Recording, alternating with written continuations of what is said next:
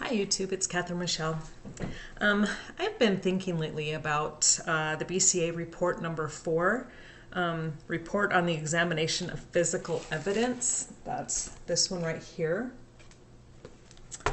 And this is in regards to the blood that was found on the magazine.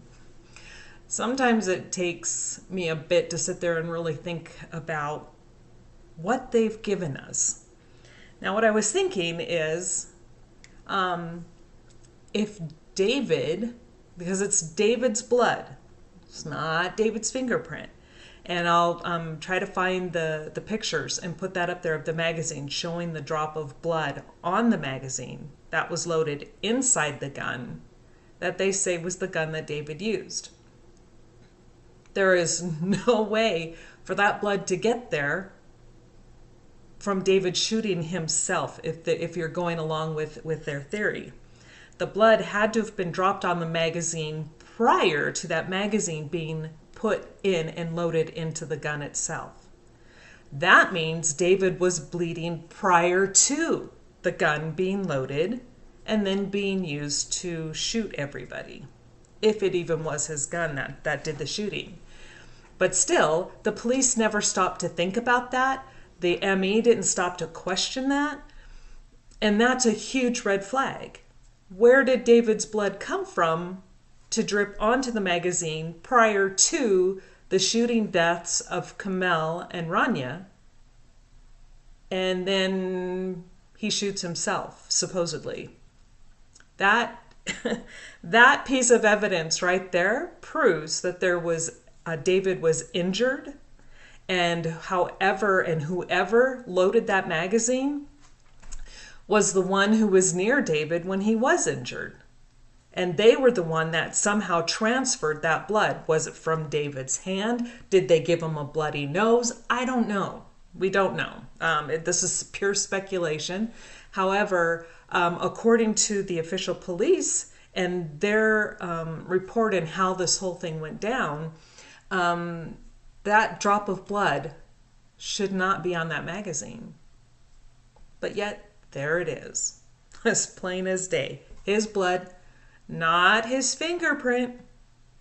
So somehow David's blood was dropped on the magazine. Somebody else picked that up, loaded that magazine in the gun, and it wasn't David, because it's not his print. And then the gun was used to shoot everybody with. And I've been spending the last several days thinking about that, going, how come the police never explain that?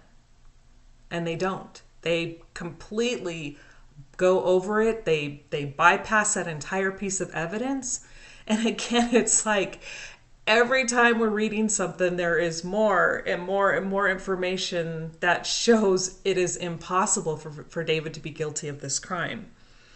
And it states that there are 2 or more individual blood on this. And I know some people are going, I've heard it said before, and I don't know who said it, but we're stating that obviously we don't understand blood profiling and DNA and blah, blah, blah, because it's quite often that they'll find and they word it as 2 or more contributors.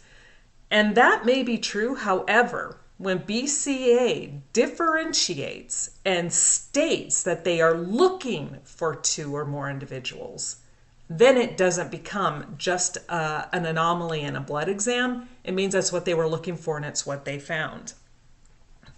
And how do we know that? Because in these reports, in report number 4, which you would be able to find on the group page, and I'm sure these reports are everywhere. Absolutely everywhere. So they're easy to find. But it's BCA report number 4, report on the examination of physical evidence, nuclear DNA, 3/16/2015. And it states here that mixture of 2 or more, major profile, so the main blood contributor was David. Major profile does not match Kamel or Rania. But it says the Kamel and Rania can't be excluded. So that means that they could be minor contributors. So they were looking for minor as well as major contributors. So when they're stating 2 or more, there was actually another mixture. There's somebody else's DNA that's a part of this entire crime scene. that was never looked into. But anyway, I will definitely try to find those photos and make that a part of this video as well. But I thought you'd find that interesting.